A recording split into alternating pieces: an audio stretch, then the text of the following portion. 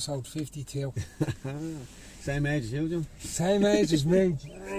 Yeah, same age as me. My body thinks, me mind thinks I'm 16, but my body feels 52. That's the main thing. That's the main thing. That's what it's all about. So today we're joined by Ger Redmond, who's a professional triathlete, and he's a unique story. I'm going to ask him a few questions on it briefly for a couple of minutes, and then we're going to talk about what he's doing now, because the past is the past. Yeah, we talk about it slightly, but it belongs in the past, not now. So, Ger, you were a professional footballer? Yeah, as a kid. At the age of 15, I got a trial with Dunfermline in Scotland, and the day I actually played for them, I was a trialist. They were losing 3-1, right. And I come off the bench, scored 2 and laid up the winner.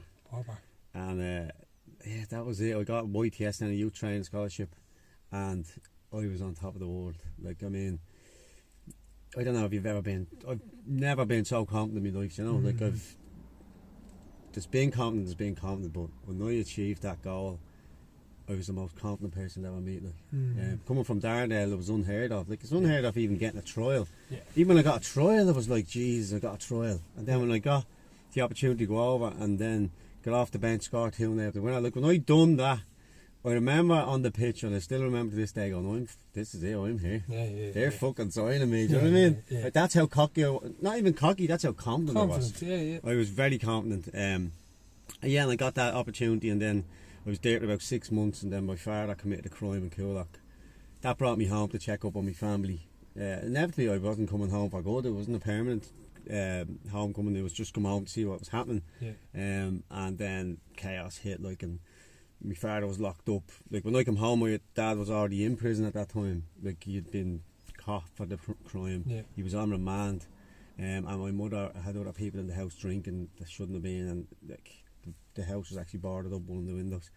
So I made a decision then. It was either go back over and pursue my career as a professional soccer player, or my other choice was to join the criminal gang, to put food on the table, and for protection against the people that my father committed this crime against. So, and that led me down the life of crime. And people listening to this will kind of go, oh yeah, but I kind of somewhat understand that your outlet is away. He's out there doing this. He isn't around, so yous are getting it. So, in order you needed backup, you had to do certain things to protect your family. Absolutely. You know what I mean? And that's the way that went. Absolutely. And like, you know, I done what I had to do, and there's no way I could have made that decision to go back over and pursue a career as a professional footballer and leave my other 3 brothers and 2 sisters in the shit, like. And then to rub salt in the wound, my mother moved out with another man, moved to Liverpool a month later, and left myself, my sister, 15 and 16, look after 4 kids under the age of 10. You know what I mean? So, we were on that threat, and, you know, I made that decision to join the criminal gang, and it was purely for protection. I was never involved in crime before this, like. Never had any appetite for crime. I was always just sports orientated, and my dream was to be a professional soccer player, which I achieved. And then obviously through a bad generation, my father made them choices to continue on what he was doing, and that inevitably ruined my dream. And then I was brought into this, so I was put on that path by a bad generation. You know, I didn't want to be on that path, and you know, that's why I've done what I've done today, to change my generation, to give my kids the opportunity to become what they want to become. But I had to change me, you know, inevitably to change them. Because it's an environment that you create for everyone, isn't it? Yeah, no, 100%. And your kids now automatically just look at you and go, oh, this is what normal dads do. They run, they swim, they cycle. They don't. It's like, whereas you looking at your dads like, oh, you go in and out of prison, this is what you do, like, you know what I mean? And the thing is, John, I had to change a lot of my bad traits, because I picked up a lot of bad traits from a bad generation. So when you grow up, you learn these new traits. Like, I wasn't lovable, I wasn't hugging my wife, because I'd never seen that happening in the home. I was never, you know, there for me kids emotionally, where I'd sit down and say, you okay? That was never in my vocabulary. I never was taught that, but I picked up that I wasn't doing that. And for me then, I said, you know, I'm going to change my traits, because if I don't change who I am as a person now, it's going to continue on the generation that I'm creating. So someone has to pull in the reins, take this generation by the horns, and like setting new examples. So I went to council and set all new examples, got rid of all my bad traits, in order to give my kids the good traits, because I didn't want that continuing on and on. Yeah. And I identified that, do you know what I mean? As a father, as a man, I identified I had bad traits, put my hands up to them and said, I'm going to change these, because I don't want my kids carry them on to their generation. No, it's I think also though, but them few, like Nietzsche, there's a philosopher years ago, and he says, and I do like this, and it would apply to you, it applies to me somewhat, applies to me outfit. It's like, when you're casting out them devils, you have to keep a few of them. Oh yeah. Because if you cast them all out, you'll be harmless. It's funny you say that, because you want to hang on to a few of them. Because I actually go to the council, right, and because I've got so much from council, it sort of has backed me off a bit from an attitude that I used to have, right. So I used to be a lot more aggressive, and now I'm not.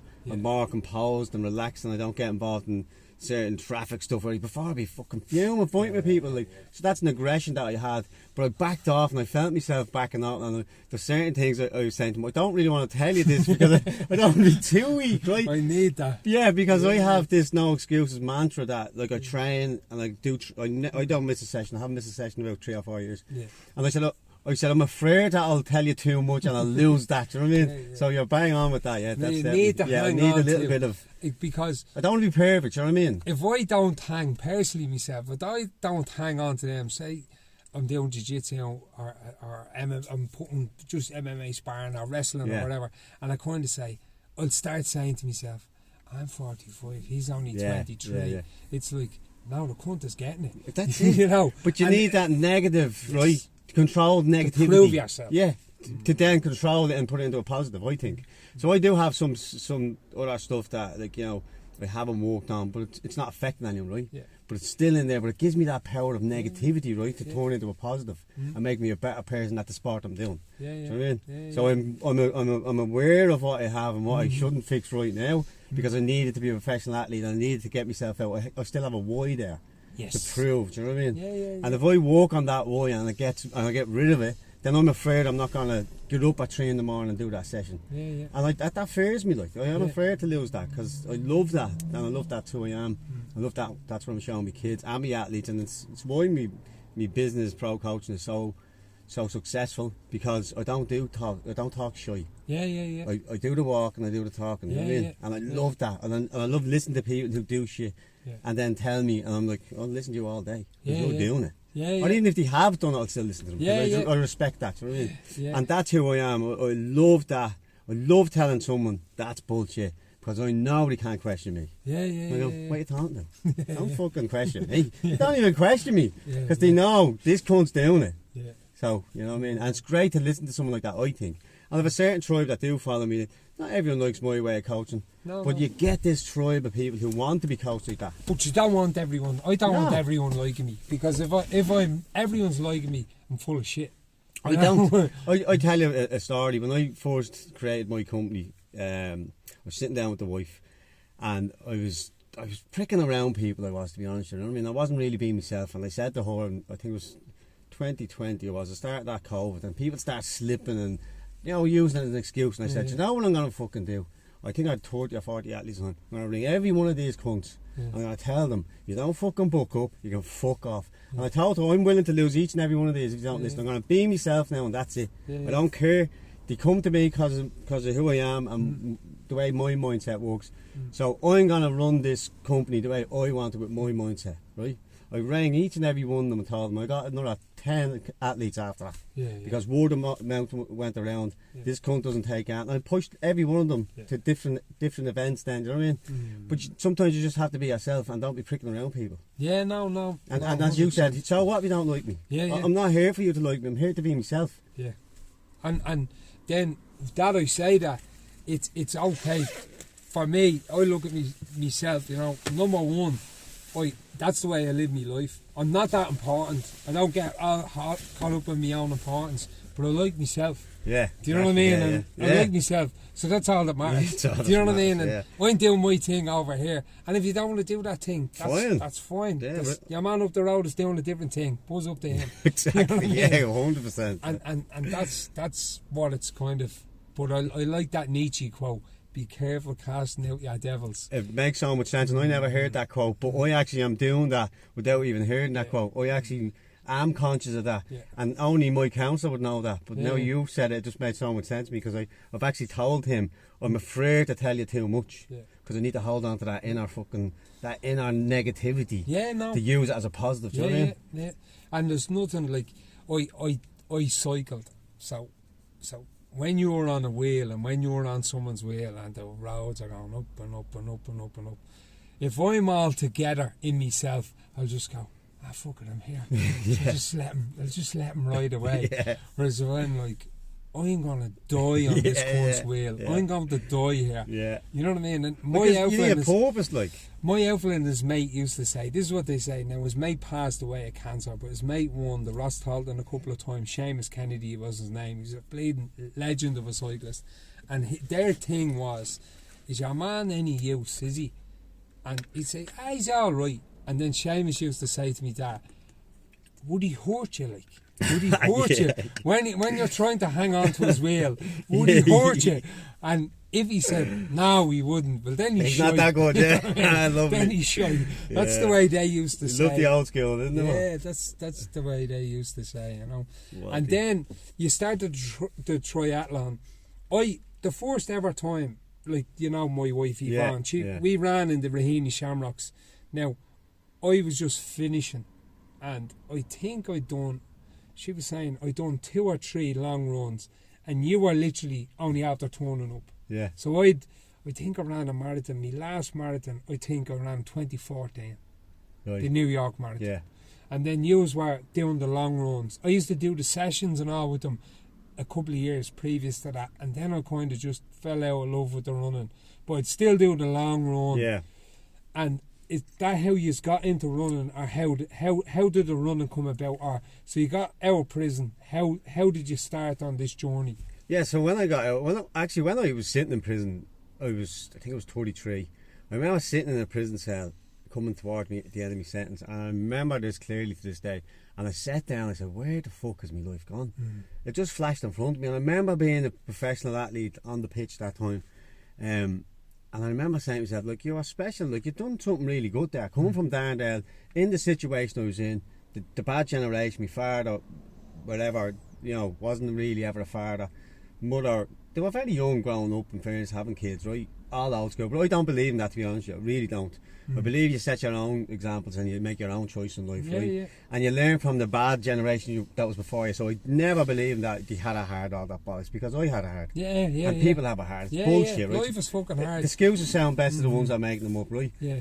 So it's bullshit, because if you've come from a bad generation, you've treated bad, then don't fucking force that on the others come behind you. Learn me and be a better person for them, right? That's my theory on it. So even coming from that, I said, look, you've done something special there growing up like that. So you had something, and it flashed in front of me, and then I start getting these thoughts like, you know, where's my life gone? I'm bleeding 33 now, I'm done now, I'm in prison of a conviction. And to be honest with you, I was getting out to do the exact same thing, back to the gang, back making money, because I just gave up. I had no self-belief. And when I got out then, I was in Shelton Abbey actually, and my wife got pregnant. My wife Pauline got pregnant, and my son Ross was due on October the 27th. And I remember saying, like, I was sort of saying then, I'm going to get out of this life, do you know what I mean? It's not what I want. It's not the way I want my son to see me. I don't want to look him in the eye and tell him to do one thing, and I'm fucking connected with criminal. I didn't have that in me, you know what I mean? Yeah. I never respected my father for that. And I never wanted to have him not respect me. So when he was born, I made a promise.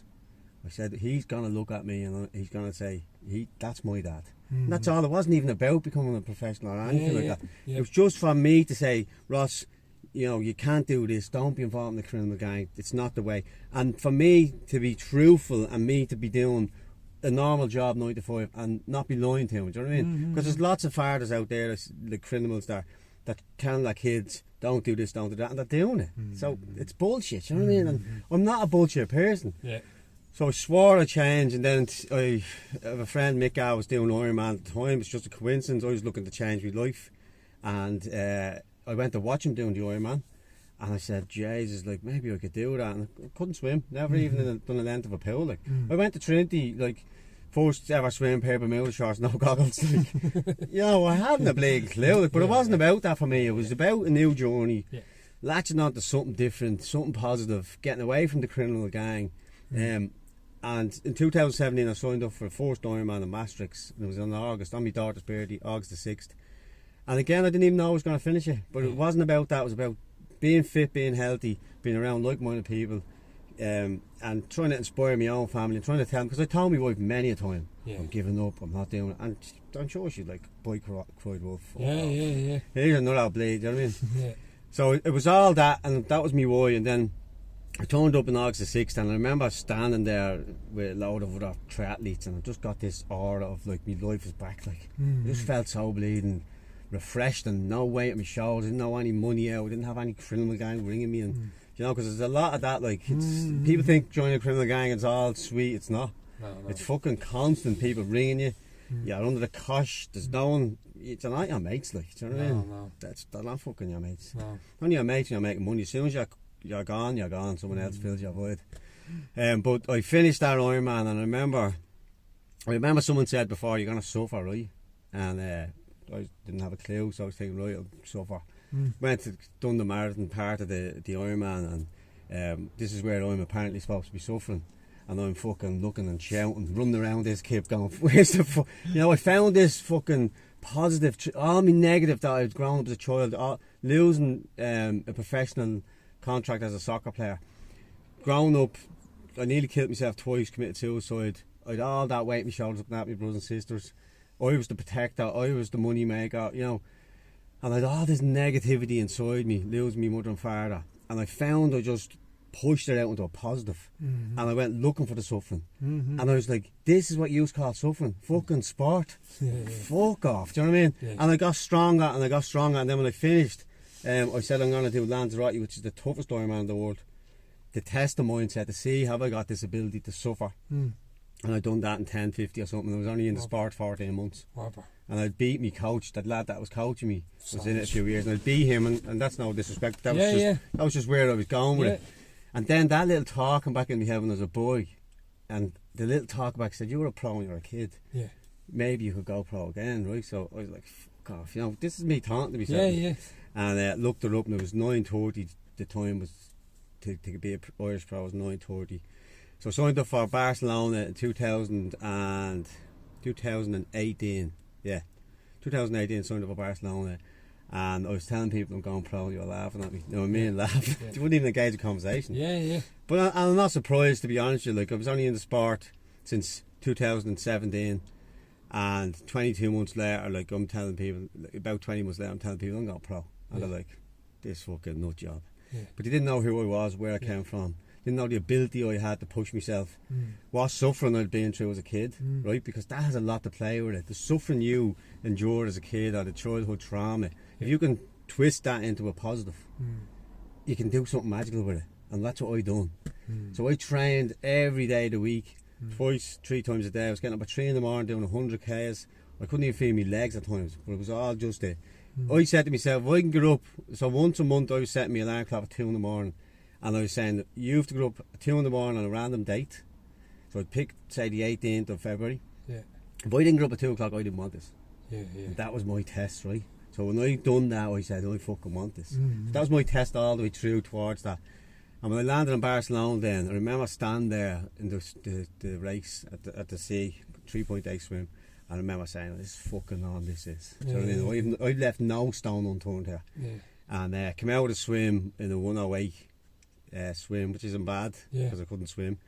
And done the bike in, I think it was 450 or something. But like, they do a 306 marathon to get the licence. And the marathon, the running is my favourite. Like, so I'm running around, and like, the body actually buckled at 20 mile. And like, because I've never run at this pace. And again, I just told the mindset to fuck off. And that's literally what I said. So I'm talking to myself going around, so the body buckles, and then like a lot of people will just go, oh, I'm fucked, and start walking. I was like, fuck you. This is fucking on. I'm not fucking leaving this. And I suppose one of my biggest worries was to prove to people and show people that it doesn't matter what circumstances or where you've come from or how bad the generation you've grew up in. Yeah.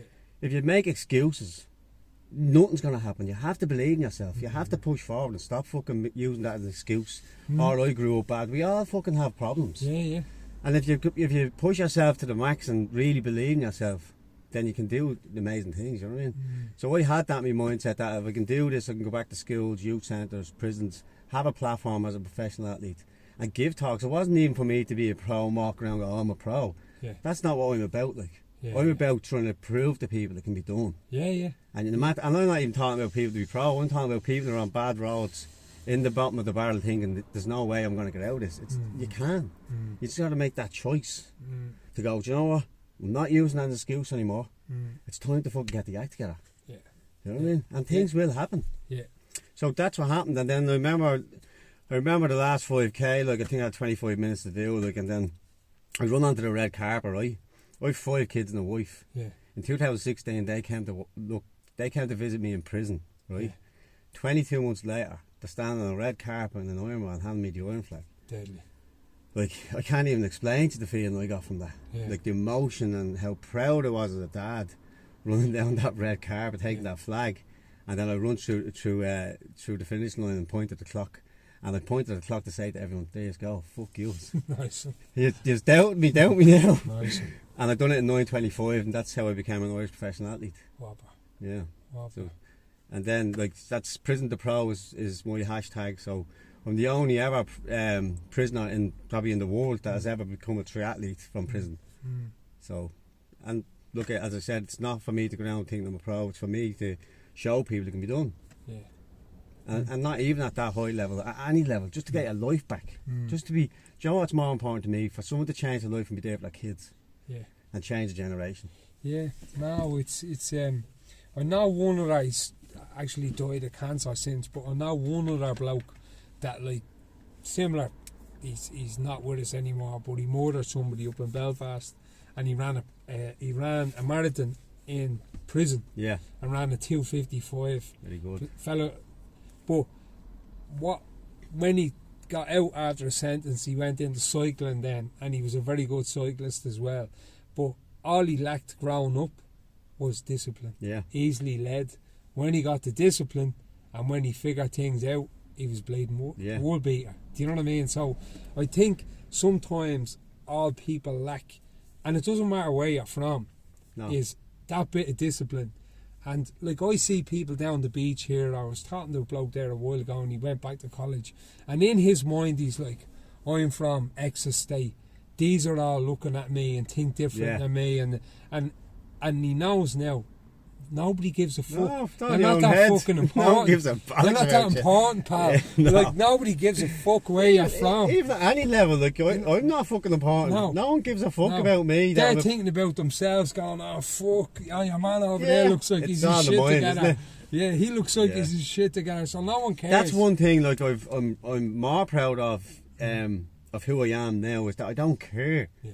Do you know, I know who I am, and I know my worth, and that's it. Yeah. And I don't care even if he's thinking that, and I don't take it personal. No. I don't care what they're saying. I really don't, and I wouldn't even pull people. Yeah. Like, I've had people do stuff, you know, do snaky things going back. I wouldn't even confront them. Yeah. That's their issue. It's not my issue. Yeah. I'm stronger than that. And if they're trying to do things like that, mate, then they're obviously they have a problem, or else they want to simulate what I'm doing, which is it's a good thing. Yeah, compliment. It's a compliment. Yeah. But you have to have that mindset and understand how people think and how the life works. Don't take it personal, because the only person getting affected is you. Yeah. That's it, you know what I mean? And just that bit of discipline are not that important, and just get stuck in. Yeah. And whether you want to do a triathlon, or I'm all about this, embracing a bit of discomfort, and I know you are, because for me comfort is a drug. Yeah. It's one of the worst drugs. Like, bags of sniff, Jacks, you know, you're copping out. Netflix, load of points a weekend, bottles of wine, you're copping out. It's like, get in the fucking sea. Like, whether it's going for the fucking spin class or the 5k, couch to 5k or whatever, do it. don't be settling for that fucking soft, easy way. You know what I mean? The comfort. You know what I mean? Yeah, because everyone's comfort zone, out of their comfort zone is different. Yeah. You know, Yeah. mine might be leading 500-mile cycle. Someone might be a 5k. Yes. But get yourself out of your own comfort zone, 100%. and you will grow as a person. Look, I've created a new course. I don't know if you've seen It's it. a whopper. That's what I wanted to talk to you about that. So I've created this because I went to Ultimate Hell Week in 2019, and it was probably the best thing I've ever done, right? And it changed my whole life. That's the truth. I was uncomfortable for nearly a week. I stayed in there every week. I had about 6 hours sleep. But you know what? They identified all my weaknesses and pulled me on it, and I fucking loved it. Yeah, yeah. I was like, yeah, you're right. Because do you know when you think, when you know you have a weakness, right? Yeah. And no one else knows, right? Yeah, yeah. But these lads are fucking on it. On it. They're going, you're this, you're, and I'm like, they fucking know, right? This is the truth. Yeah, yeah. And I'm yeah. like, bastards, like I can't pull them, and they're not. It's not personal. No, no. Because they're actually identifying it, and I know it's true. So what I done when I got out was, I wrote down all them weaknesses that they were identifying, right? I pulled them out of me and I wrote them down, and I fixed each and every one of them over about 6 months to a year, right? Yeah. And I got so much strength in that because me counsellor said I was like a leaking bucket. So I was doing races really good, and I was going and doing school talks and getting good feedback, and then I'd lose all my confidence. Yeah. He's like, you're like a leaking bucket because there's so much other shit going on, right? So I had to take it all out, talk about it in order to fix the issues, you know what I mean? But that has made me so strong, that show, right? So I said to myself, I'm going to create a course that's going to get all these normal civilians and get them well out of comfort zone. Yeah. So this is what I've done, and it's fucking flying, like. But it's a different tribe, do you know what I mean? Yes. And It's a class tribe, I love it. It's people that are not, they're not really sporty. No, They're it's just challenging. some mad cunts, Yeah, some normal yeah, cunts, and a it's bit of great. everything. You need that. It's great. Yeah, yeah. I love it. Look, we're going up there, like we're doing up the Pont Mark there, and the kick I get out of it as a coach. Now I'm not offloading in a smart or bad way. It's controlled aggression, right? Yeah. And obviously we're pushing them out of the comfort zone and telling them to fuck off to the car park. We do that. Yeah. Because you have to do that. Yes. That's what it's about. Yeah. It's about testing them as a person. Can you be shouted at? Can you not get aggressive with me? And if you do, we won't engage. We just fuck them off the car. Yeah. But it's fucking like I get a great kick. I come home to my wife every time laughing. She's like, "You're a creep." Like, do you know what I mean? Yeah.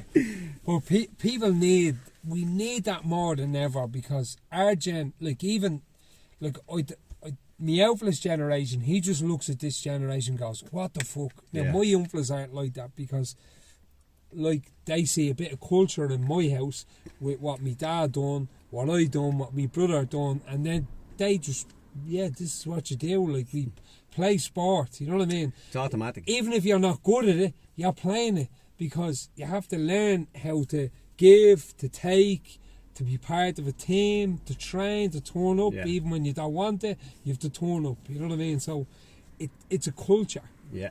And what you were doing down at that beach, you were taking people out of that comfort culture, and they're like going, you might have a CEO, you might have a housewife, but they're going to be different people after that. Yeah, because we had, right, won't mention name, but I had a lad turn up in a 70 grand BMW, right? Yeah. And another lad turn up in a bleeding a Fiesta. But when they got on that fucking beach, there was no respect for none. Like, respect in the terms of, whatever we respect people as people anyway. Yeah. But there was no fucking difference in you or you. Everyone just got the shit, that's it. Yeah. Everyone's the same. Yeah. Like, we all go to the same coffins, you know what I mean? We all go on the ground. 100. Doesn't matter.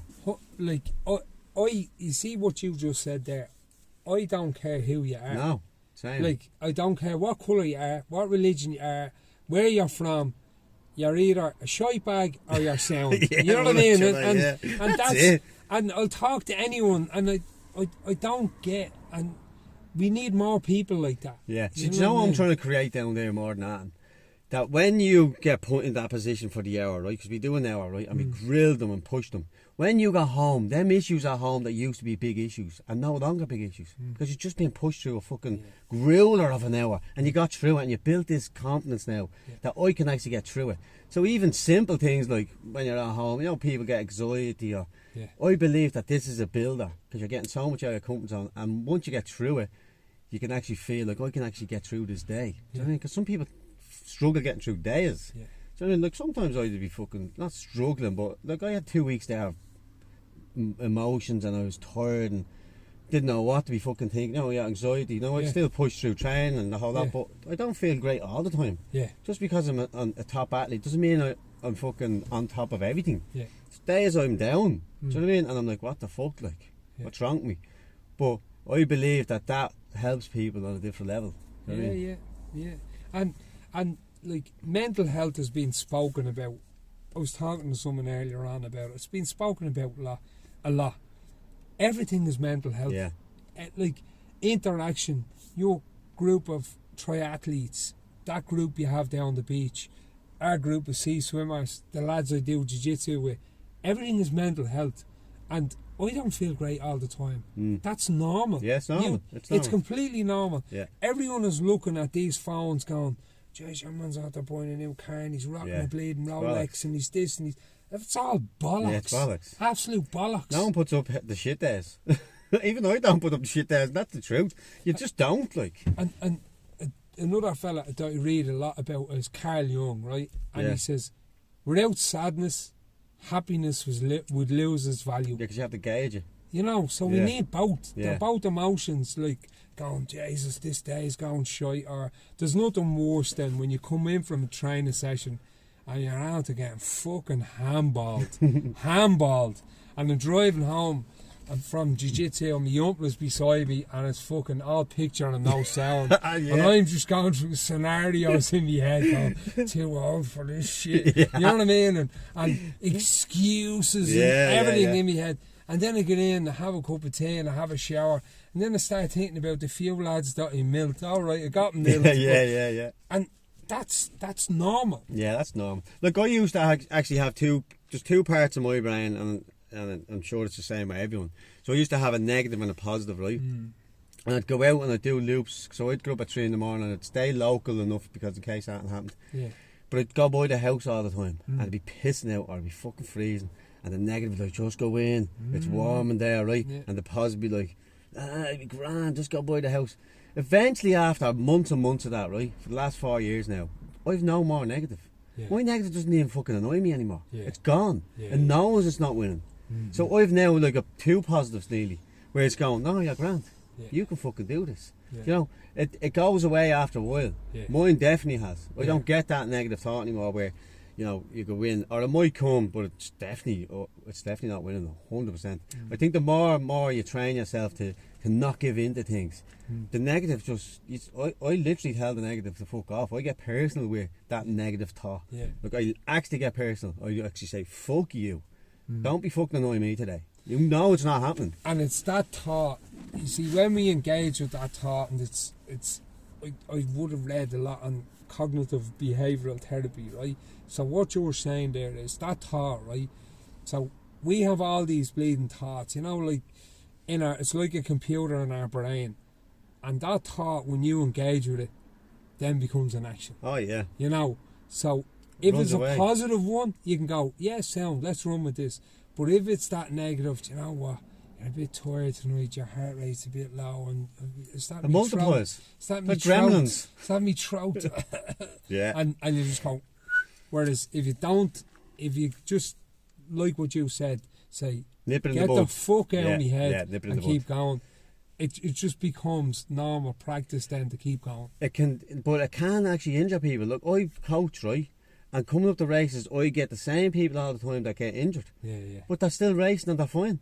Yeah. And I've done it myself. My coach used to put up on training peaks, and for 3 weeks out from my race, you're not injured.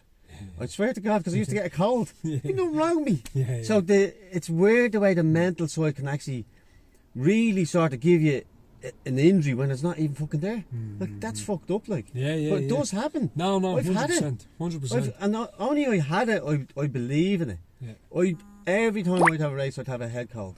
Or I'd have an injury, I'd have the calf's gone. Can't train. There's nothing wrong with me, like. But the mind would tell that. But like, it's weird that what the mind can do. It's very powerful. No, a good couple of my outfits.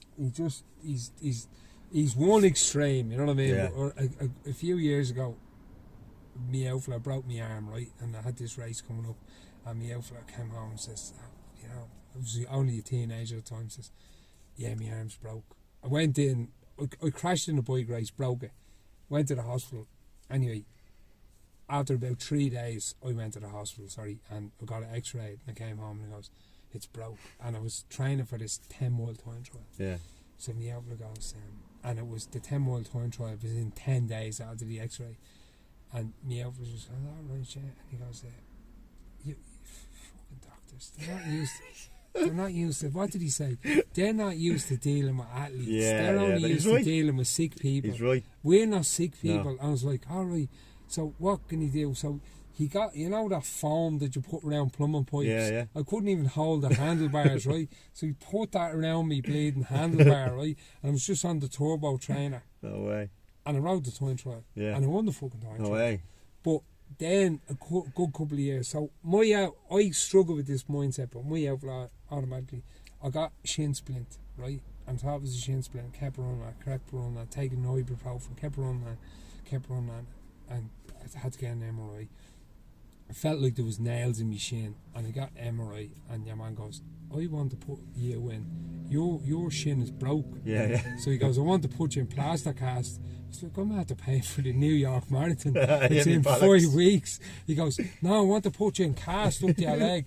I was like, I rang me out, and he goes, don't let that cunt put you. So he says, just don't run. Don't run. Yeah. And do a bit of cycling.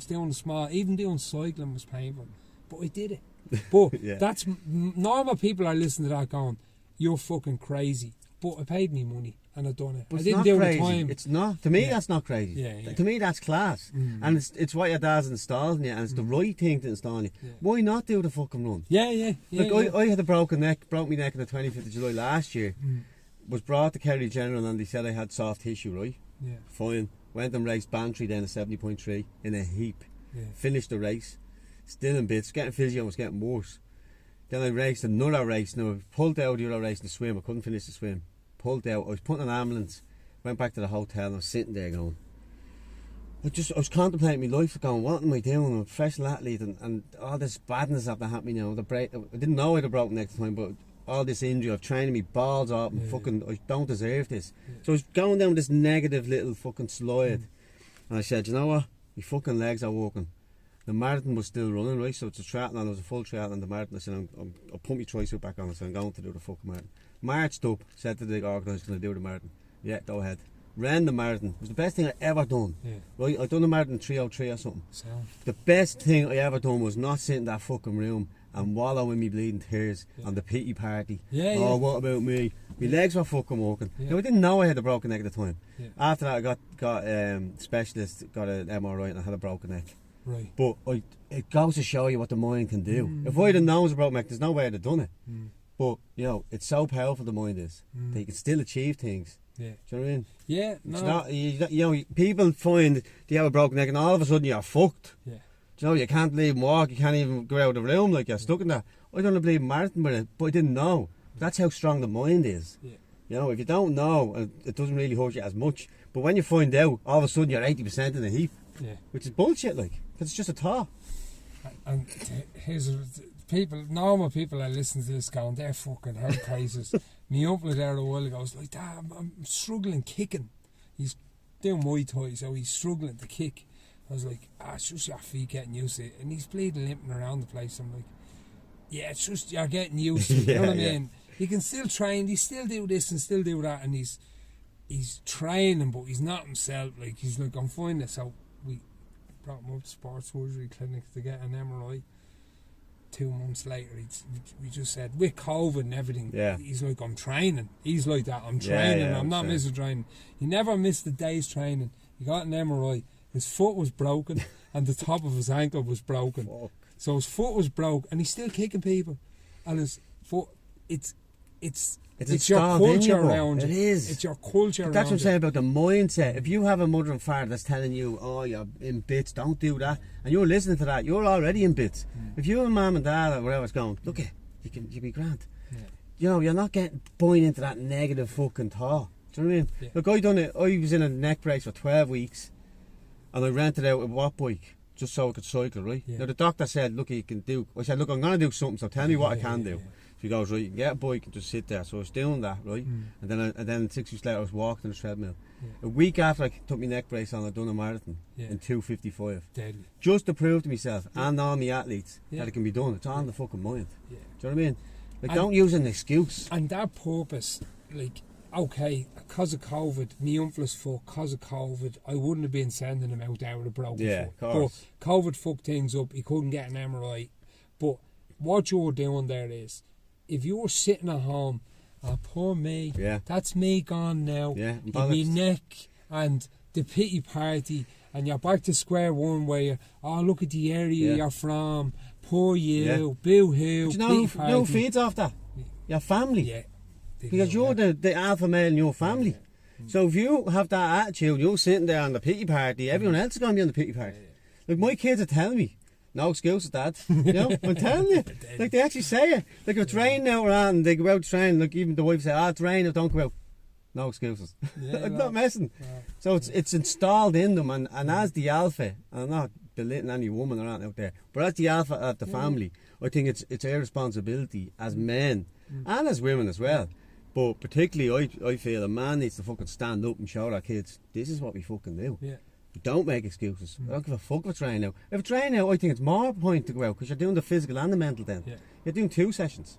I always preferred running in the rain because it's cooler. Yeah. So running in the rain is, I prefer.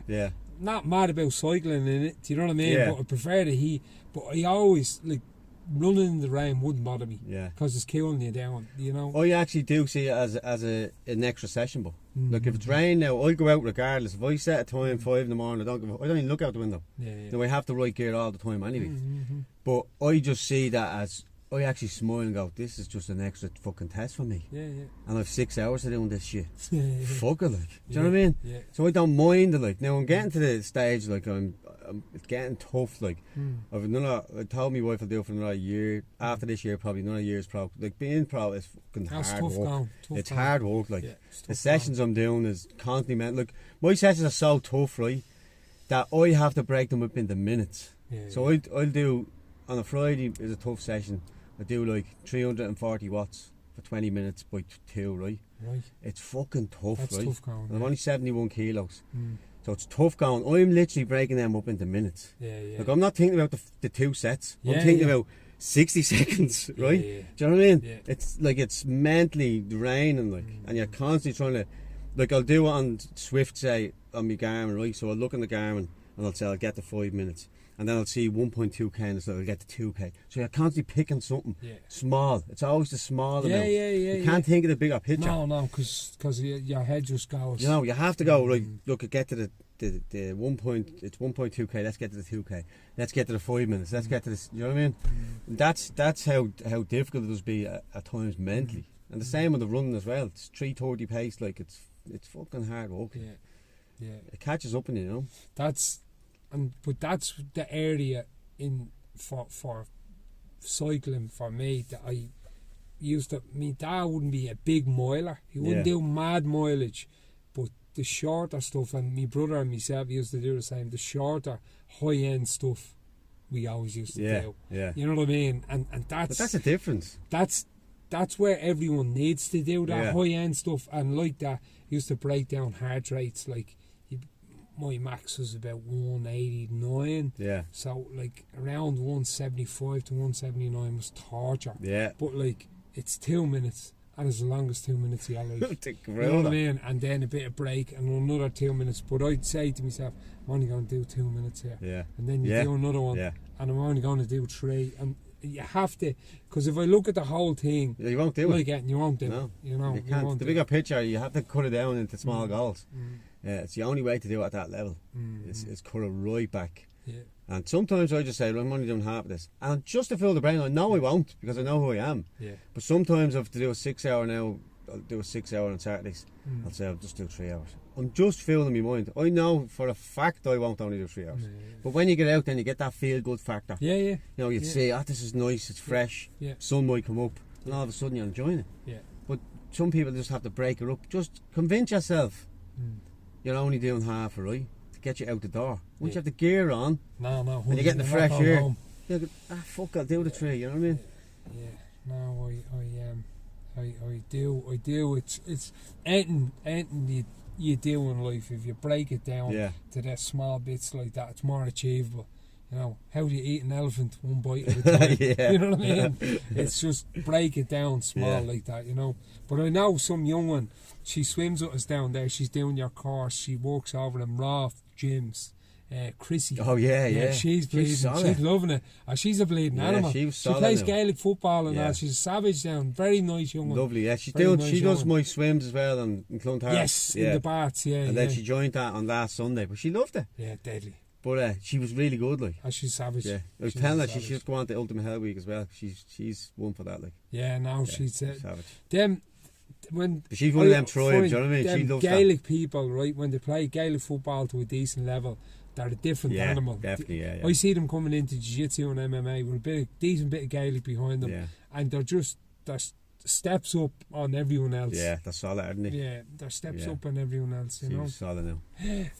Yeah. So, what's next for you? What are you thinking about after any events coming up, or marathons, or? I've landed right on the 3rd of July. Right. So I'm 6 weeks away from that. So I've been building all season since January now for this. Deadly. So the plan is to do like sub 10 over there would be really good, do you know what I mean? Yeah. So I'll just go as hard as I can. Yeah. I'm not over there trying to beat anyone or win any prize. I'm there trying to be the best I can be with the training I have behind me. Yeah. You know, and I'll stick to the watts and I'll stick to my pace. Yeah. The plan is to do a sub 3 off the bike. I haven't done a sub 3 off the bike yet, so. Okay. And I love the running. So yes. Yeah. I'm not leaving the sport till I get a sub 3 off the bike, like, because it's the ultimate for me, you know what I mean? I can do a sub 3 any day on the run, like, if I just run, but to do it off in a full Ironman is a bit special, you know what I mean, for me. So yeah, that's the plan. Then sub 9 or sub 8:30 then in Barcelona. That's the A race. That'll be in October. And that's it. Just to be the best person I can be, push myself to the limit. Like, I feel like I have that why because I lost myself as a pro as a kid. Someone else took that away from me. That wasn't actually me. That was a bad generation, took that from under my feet. And I feel like I have a few years left now to try and push myself to the limit as a professional athlete and see where I can go with it. Set myself some goals. Maybe someday my son will come up and I'll have PB smashed and he'll try and beat them. Something like that, you know what I mean? But like, for my kids even to see that I'm a professional athlete, and you know, I think that will install something in them when they grow old and go, hang on a minute, like, you know, be seeing what dad was and what he done, and they might hear me, like, they obviously don't know my story to the full, they're still only kids, but when they get older, they're adults, like, they'll understand it, and you know, that'll give them a little bit of a self-belief, and you know, and keep them going. And I suppose the message of this podcast and why I was looking forward to getting you on is, I know a good few young fellas, you know, and they're on the edge, you know, they're on the edge of a bit of trouble and stuff, and whether they listen to this or not, and I'm not preaching or anything, but that other life, crime does not pay. You know what I mean? Somebody said that to me. At Wayne Hart, you know Wayne Hart? Wayne on the podcast, and Wayne broke down money over the time spent in prison, and he's like, that is less than minimum wage, so crime does not pay. No, it's not what I believe, bollocks. Like, there's two ways out, and it's prison and death. And that's that is the actual reality.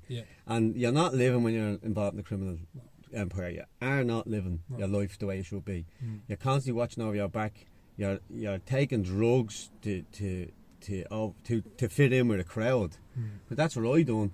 And then you're taking drugs to put a plaster on a bullet wound with your emotions. When if you stop all that and just concentrate and get a normal 9 to 5 job and live normal, like, you know, just have a good life, that's where life's at. And you don't need lots of money, do you know what I mean, to be happy. No. But when you're involved in a criminal gang, you're constantly on edge. You're not living your life 100%. And it doesn't pay.